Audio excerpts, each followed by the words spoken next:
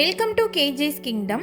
இன்றைக்கி நம்ம பார்க்க போகிற கதை என்னன்னு நீங்கள் தெரிஞ்சுக்கணும் அப்படின்னா இந்த வீடியோவை ஸ்கிப் பண்ணாமல் ஃபுல்லாக பாருங்கள். வாங்க நம்ம இப்போ வீடியோக்குள்ளே போகலாம். ஒரு ஊரில் ஒரு பெயிண்டர் ஒருத்தவங்க வாழ்ந்துட்டு வந்தாங்க.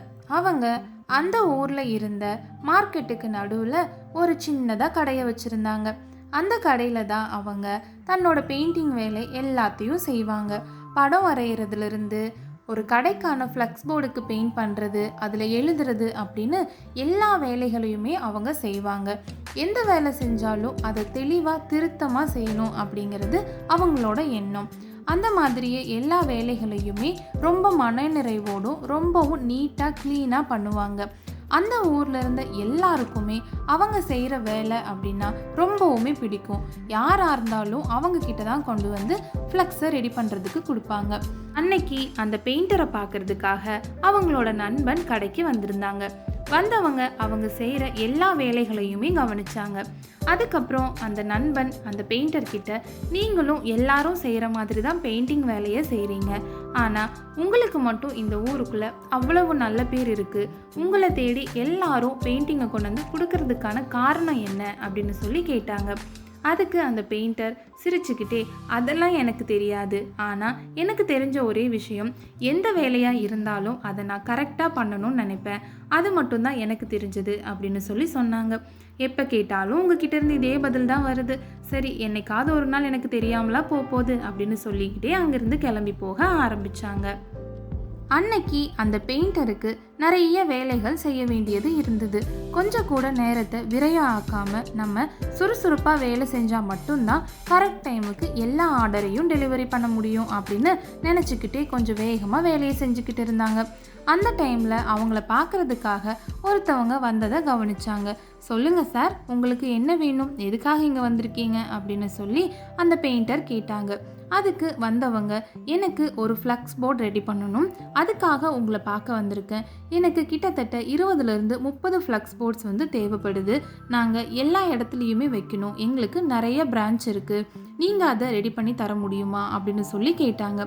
இதை கேட்டதும் அந்த பெயிண்டருக்கு ரொம்பவும் சந்தோஷம் அதிகமாச்சு. ஏன்னா இது கொஞ்சம் பெரிய ஆர்டர் இல்லையா, அதனால் ரொம்ப சந்தோஷத்தோட, கண்டிப்பாக அந்த ஆர்டரை நான் எடுத்துக்கிறேன் சார், நீங்கள் எதிர்பார்த்த மாதிரியே நான் கண்டிப்பாக செஞ்சு தரேன் அப்படின்னு சொல்லி சொன்னாங்க. அதுக்கு வந்தவங்க, ஆமாம் இது ரொம்பவுமே சிறப்பாக செய்ய வேண்டிய ஒரு வேலை, எந்த ஒரு சின்ன பிரச்சனையும் இல்லாமல் இதை ரொம்பவும் நீட்டாக பண்ணி கொடுக்கணும், அதுக்காக தான் நான் உங்களை தேடி வந்திருக்கேன் அப்படின்னு சொல்லி சொன்னாங்க. இதை கேட்ட அந்த பெயிண்டர், கண்டிப்பாக நீங்கள் நினச்ச அளவுக்கு என்னால் பண்ணித்தர முடியும்னு நான் நினைக்கிறேன், நீங்கள் போயிட்டு வாங்க, அந்த டைமுக்கு நான் உங்களுக்கு ஆர்டரை ரெடி பண்ணி கொடுக்குறேன் அப்படின்னு சொல்லி சொன்னாங்க. அந்த பெயிண்டருக்கு ரொம்பவும் சந்தோஷமாக இருந்தது. அதே நேரத்தில் அந்த ஆர்டரை கரெக்டான டைமில் கரெக்டான இடத்துல கொடுக்கணும், அவங்க எதிர்பார்த்த மாதிரி நம்ம கொடுக்கணும் அப்படிங்கிற எண்ணமும் மனசில் இருந்தது. அந்த கடையில் தனக்கு உதவியாக ஒரு பையனை அந்த பெயிண்டர் வச்சுருந்தாங்க. அவங்கக்கிட்ட இந்த பெயிண்டர் அந்த விவரங்களை எல்லாத்தையும் சொன்னாங்க. நமக்கு கிடைச்சிருக்கிறது கொஞ்சம் பெரிய ஆர்டர், அதுவும் ரொம்பவும் குறைவான டைமில் நம்ம அதை செஞ்சு முடிக்க வேண்டியது இருக்குது, நம்ம ரொம்பவும் சுறுசுறுப்பாக தெளிவாக இந்த வேலையை செஞ்சு முடிக்கணும், அதுக்காக சில பொருட்களை நம்ம வாங்க வேண்டியது இருக்குது, நம்மக்கிட்ட இருக்க பொருட்கள் அதற்கு பத்தாது, என்னென்ன வாங்கணும் அப்படிங்கிறத நான் லிஸ்ட்டு போட்டு உங்ககிட்ட கொடுக்குறேன், நீங்கள் அந்த பொருட்களை கரெக்டாக போயிட்டு மார்க்கெட்டில் வாங்கிட்டு வந்துருங்க அப்படின்னு சொல்லி சொன்னாங்க. இதை கேட்டு அந்த பையனும், சரி அண்ணா, நீங்கள் எப்படி சொல்கிறீங்களோ அதே மாதிரி நம்ம செஞ்சிடலாம் அப்படின்னு சொல்லி சொன்னாங்க. அந்த பெயிண்டர் அந்த வாங்க வேண்டிய பொருட்களோட முழு விவரங்களையும் ஒரு பேப்பரில் எழுதி அதற்கான பணத்தையும் கொடுத்து அந்த பையனை மார்க்கெட்டுக்கு போக சொல்லி அனுப்பி வைக்கிறாங்க. அந்த பையனும் பொருட்களை வாங்கிட்டு வரதா சொல்லி அங்கே இருந்து கிளம்பி மார்க்கெட்டுக்கு போகிறாங்க.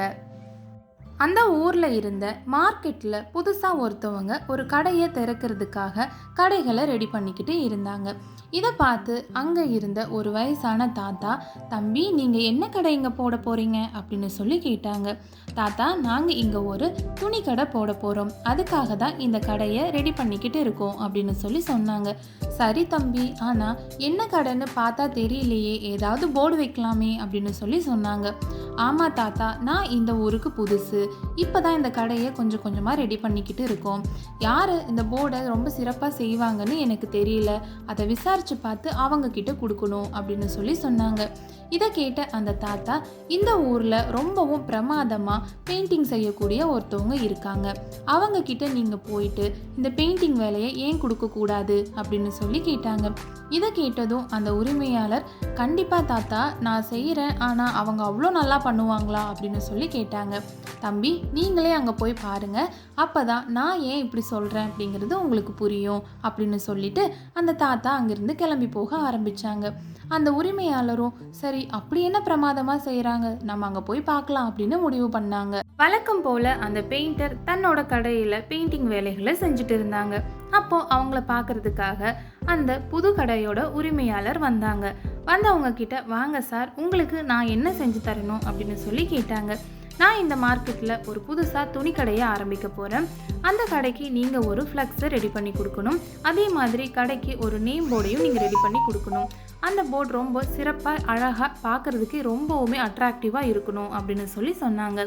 இதை கேட்டு அந்த பெயிண்டிங் பண்ணுறவங்க, கண்டிப்பாக நீங்கள் சொன்ன மாதிரியே செஞ்சிடலாம் சார் அப்படின்னு சொல்லி சொன்னாங்க.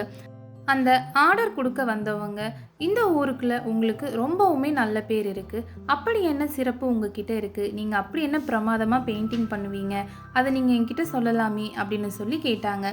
அதுக்கு அந்த பெயிண்டிங் பண்ணுறவங்க, அதெல்லாம் எனக்கு தெரியாது சார், ஆனால் என்னோடய வேலைகளை நான் தெளிவாக செய்யணும்னு மட்டும் நினைப்பேன். ஆனால் ஊரில் இருக்கவங்க சொல்கிற மாதிரி என்கிட்ட அப்படி என்ன சிறப்பு இருக்குங்கிறது எனக்கு தெரியாது அப்படின்னு சொல்லி சொன்னாங்க. சரி அப்படின்னு சொல்லிட்டு அந்த ஆர்டர் கொடுக்க வந்தவங்க கிளம்பி போகலாம் அப்படின்னு பார்க்கும்போது அங்கே ஒரு பெயிண்டிங்கை பார்த்தாங்க. அந்த பெயிண்டிங்கும் அவங்க இப்போ வரைகிற பெயிண்டிங்கும் ஒரே மாதிரி இருந்தது. அதை பார்த்ததுமே அந்த ஆர்டர் கொடுக்க வந்தவங்க பெயிண்டிங் பண்ணுறவங்க கிட்ட, நான் உங்ககிட்ட ஒரு கேள்வி கேட்கலாமா அப்படின்னு சொல்லி கேட்டாங்க. அதுக்கு அவங்களும், கண்டிப்பாக சொல்லுங்கள் சார், என்னன்னு கேளுங்க அப்படின்னு சொல்லி சொன்னாங்க. நீங்கள் வரைஞ்சிட்டு இருக்க பெயிண்டிங்கும் இங்கே ஓரமாக வச்சுருக்க பெயிண்டிங்கும் ஒரே மாதிரி இருக்குது, நீங்கள் ஏன் திரும்பவும் அதே பெயிண்டிங்கை வரைகிறீங்க அப்படின்னு சொல்லி கேட்டாங்க. ஆமாம் சார், இந்த பெயிண்டிங் ஒரு கடையில் வைக்கிறதுக்காக எனக்கு ஆர்டராக வந்தது. அதை நான் வரைஞ்சிட்டு இருக்கும்போது அதில் ஒரு மிஸ்டேக் நான் பண்ணிட்டேன், அதனால் திரும்பவும் நான் இந்த பெயிண்டிங்கை வரைஞ்சிட்டு இருக்கேன் அப்படின்னு சொல்லி சொன்னாங்க. எனக்கு அந்த பெயிண்டிங்கில் எந்த ஒரு பிரச்சனையும் இருக்கிற மாதிரி தெரியலையே அப்படின்னு சொல்லி அந்த ஆர்டர் கொடுக்க வந்தவங்க சொன்னாங்க. நல்லா ஒத்து பாருங்க சார், அந்த பெயிண்டிங்கில் இருக்க பொம்மையில் ஒரு சின்னதாக கீறல் விழுந்துருச்சு அப்படின்னு சொல்லி சொன்னாங்க. இதுக்கு அந்த ஆர்டர் கொடுக்க வந்தவங்க, இந்த பெயிண்டிங்கில் இருக்க அந்த சின்ன கீறல் அந்த கடையில் வச்சதுக்கப்புறம் தெரியவே தெரியாதே, நீங்கள் அந்த பெயிண்டிங்கே அவங்களுக்கு கொடுத்துருக்கலாமே, திரும்பவும் எதுக்காக இதை செய்கிறீங்க அப்படின்னு சொல்லி கேட்டாங்க. ஆமாம் சார், நீங்கள் சொல்கிறது சரிதான், இதில் இருக்க அந்த சின்ன குறை யாருக்கும் தெரியாது, ஆனால் அந்த தப்பு பண்ணின எனக்கு அந்த பெயிண்டிங்கை பார்க்கும்போதெல்லாம் இந்த டிராயிங்கில் நம்ம சின்னதாக ஒரு மிஸ்டேக் பண்ணியிருக்கோம், இதை அப்போவே சரி பண்ணியிருந்துருக்கலாமே அப்படின்னு எனக்கு தோணிக்கிட்டே இருக்கும். அதனால் என்னோடய மனசு அந்த வேலையை ரொம்பவும் நிறைவாக செஞ்சு கொடுத்ததா நினைக்காது, அதனால தான் திரும்பவும் அந்த பெயிண்டிங்கை நான் பண்ணுறேன் அப்படின்னு சொல்லி சொன்னாங்க.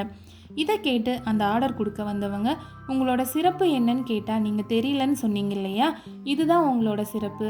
எந்த வேலையை எடுத்தாலும் அது ரொம்ப தெளிவாக பண்ணணும்னு நினைக்கிறீங்கல்ல, இதனால தான் உங்களை தேடி இவ்வளோ ஆர்டர்ஸும் உங்களுக்கு இவ்வளோ நல்ல பேரும் கிடச்சிருக்கு அப்படின்னு சொல்லி சொன்னாங்க. நம்ம எந்த ஒரு வேலையை செஞ்சாலும் அந்த வேலையை ரொம்ப திருப்தியாகவும் மனநிறைவோடையும் செய்யணும். எந்த வேலையுமே நம்ம பாதியில் கைவிடக்கூடாது.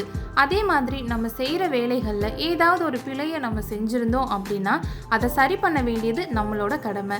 அந்த மாதிரி எல்லாத்தையும் சரியாக செய்யும்போது நமக்கு வாய்ப்புகள் கண்டிப்பாக தேடி வரும். இந்த வீடியோ பிடிச்சிருந்துச்சுன்னா வீடியோவை லைக் பண்ணுங்கள், ஷேர் பண்ணுங்கள், கமெண்ட் பண்ணுங்கள். மறக்காமல் கேஜிஎஸ் கிங்டம் சேனலை சப்ஸ்கிரைப் பண்ணுங்கள். பக்கத்தில் இருக்க பெல் ஐக்கானையும் ப்ரெஸ் பண்ணுங்கள். நான் இன்னொரு வீடியோவில் சந்திக்கிறேன். தேங்க்யூ.